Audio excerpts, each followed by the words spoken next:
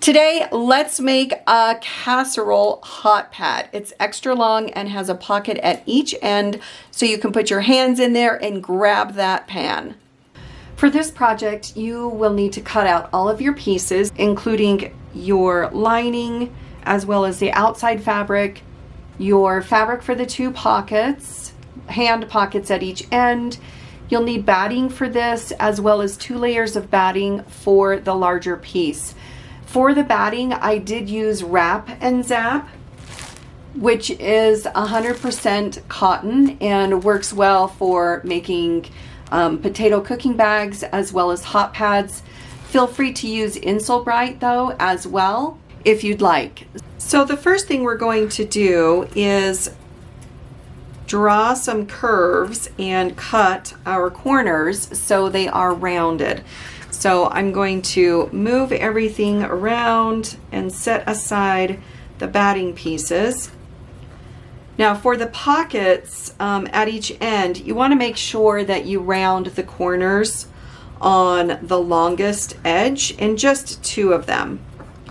So we're going to lay them all. I can do 4 at a time if I want, or 2 at a time, or single, whatever you feel comfortable with. We are going to take a mug and lay it right sides down, and then you are going to just draw, lining your mug up on the top edge and the side edge, and you're going to draw with a pencil your curve. Once you have that curve drawn, show it up close really quick. So once you have that curve drawn, if you're cutting more than a few pieces, you can pin these together. We don't want them to shift when we are cutting here, so I'm just going to put a couple pins in here. Then I'm either going to take my scissors or my rotary cutter, and I am just going to trim off this curve following that drawn line. And I'm going to repeat the process for the other corner.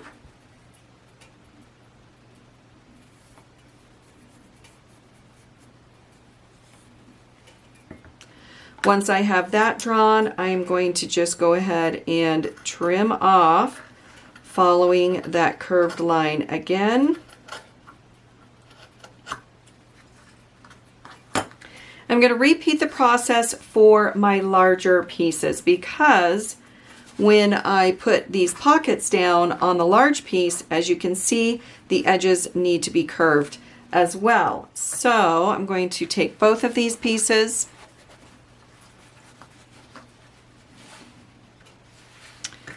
I'm going to lay the light piece on top because I can see that a little bit better with the line that I've drawn. I'm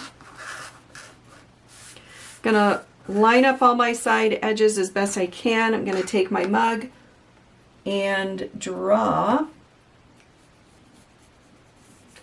my line on the 2 corners.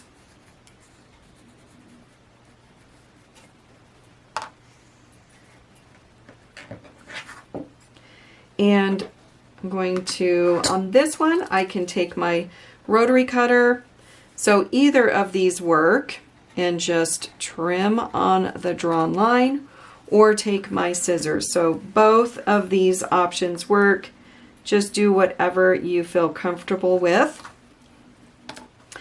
Don't worry about perfection too much. We can always trim them again later when we have everything lined up. Going to repeat the process for these 2 sides. Once we have our edges cut on the curve, the next thing we're going to do is start layering our pieces together. So for our pockets, we need 1 piece on top and 1 piece on the bottom with the batting in between. And you're going to repeat that for both pieces.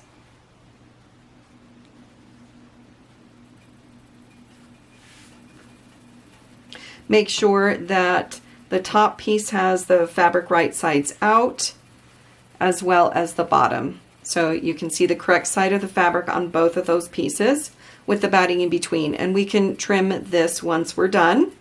Now for this, I do like to secure all the layers just because when we wash this, it can get a little crinkled. So what I'm going to do is just draw a line from corner to corner. You can use a hair marker or a light pencil line. And we're just going to stitch on this drawn line. We're just going to take it to the machine and stitch right on top of that drawn line to secure all 3 layers together. So I'm going to set that one aside and do the same with this piece. You can mark this before you trim those corners as well if you'd like. It's not perfect though, so it is just fine. Now we're going to take these 2 pieces and we are going to stitch on that drawn line a big X. All right, with this all stitched together in our X, we're just going to go ahead and trim off the corners following that curve, again, that we made earlier.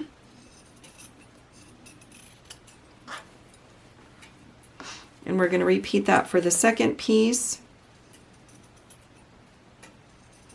I didn't have the binding included in the first layout, so what you will next do is cut your 2 pieces for the binding. You're going to fold this in half and give it a good press and repeat that for the second piece as well.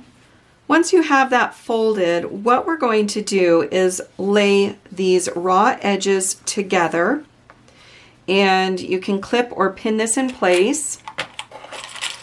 You're going to take this to the machine and sew this down. So this is going to be the top part of the pocket and it needs a finished edge.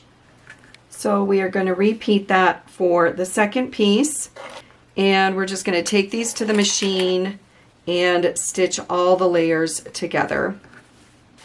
All right, with this sewn down, you're going to go ahead and take this to your iron and press this over and then clip this in place. All right, I've got this sewn down and I've given it a good press, so I've pressed it up. We're going to flip it to the other side and fold that binding edge over and clip it right in place. So what you want to make sure is that this edge goes further than the seam that you just sewed. So then when we take this to the machine and stitch down the top, it's going to go underneath that, that binding edge. So I'm going to flip it over. I'm going to flip this over and just clip it in place. Going to repeat this for the other side. We're going to take this back to the machine and stitch right along this edge 1/8 of an inch. You can go ahead and trim off your extra binding strips here.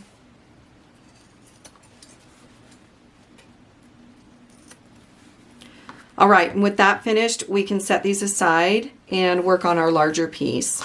The first thing you want to do is trim any of your batting off if you can right now. This will make lining these up a lot easier. So just take your scissors and go around, and if you've got any extra, pieces that are hanging off the edge, just give them a good trim. So I'm not going to worry about too much about that, but I am going to go around the corners, round the corners. Then I do have some longer piece right here.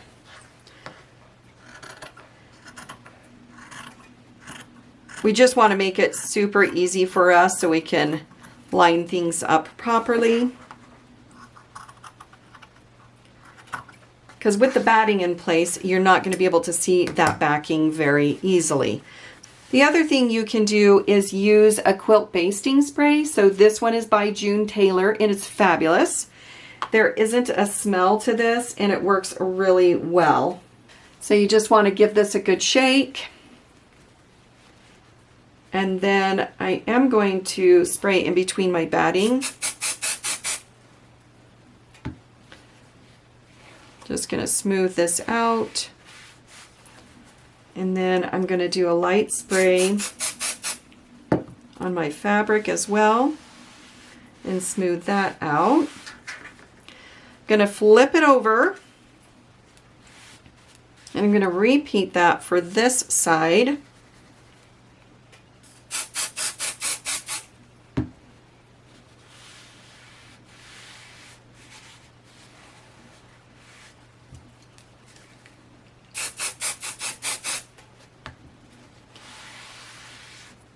Now, if you need to use pins on top of this, that would be fine as well, but it should be ready to go. I'm going to grab my other piece, lay it right sides out again, lining up my sides and my end, and I'm going to pull this back and spray this. And you just smooth out from the center out.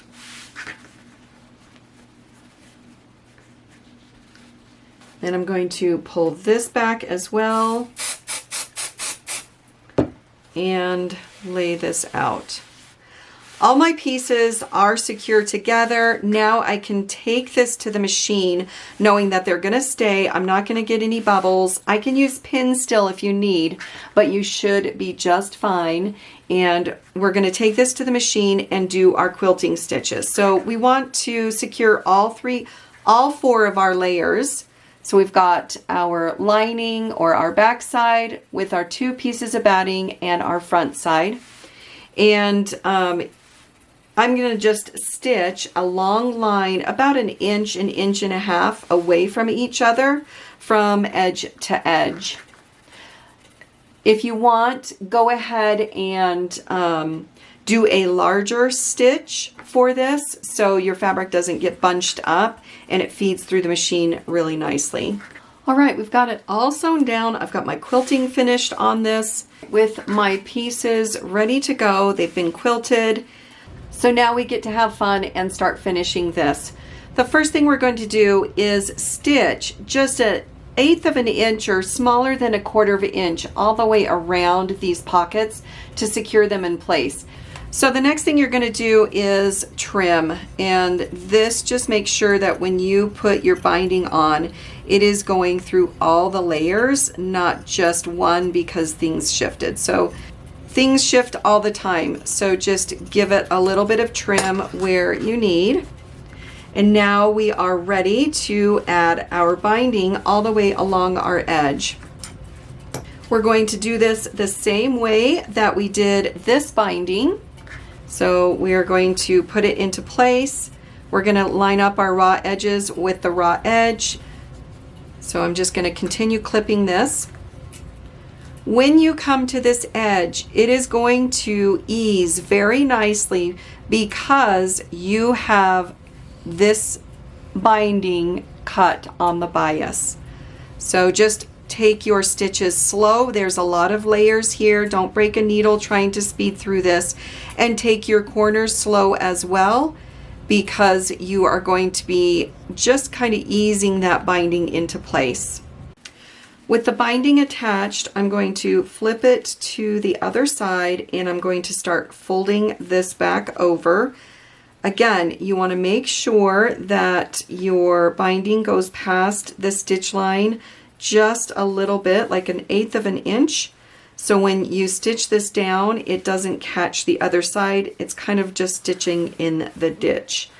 So we're going to do that all the way around. And as you can see, because my binding is on the bias, it goes around these corners really, really nicely. Going to clip them in place and then take it over to the machine and stitch this down. Once that's done, our project is finished. All right, so here is the finished extra long hot pad for grabbing your casserole dishes out of the oven. We've got 2 pockets, one on each side, which allows you to put your full hands in there, grab the pan, pull it out of the oven. You can hang it on your handle of the oven so it's easy to get to. I hope you had fun making this project. Don't forget to check the description for links to the full tutorial printable, as well as more hints and tips, and a link for making your bias binding.